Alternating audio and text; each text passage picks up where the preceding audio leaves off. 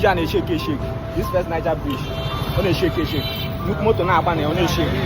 So at least to a law this second Niger Bridge now. Only use to go pressure now this first Niger Bridge. And in Anya here, so that seaport actually that is. But before I allow this thing, I dream like any dream this River Niger.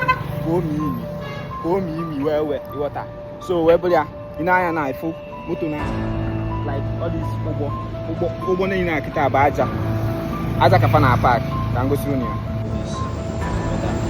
See the chipa does there bad.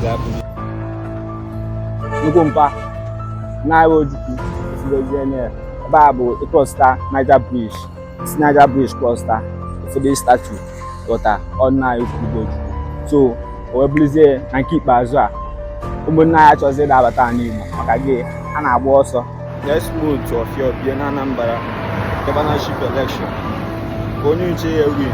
Name Madisa Eba Apuga LP ADC YPP Nana APC only J win.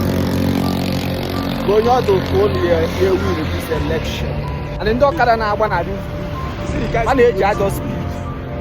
Upon this bridge in a shake. Only shake to enter to Sabbath only shake. One by and don't carry now one by the side of this bridge. Only shake. Pablo now wherever. When I walk with okay speed. So wherever they are.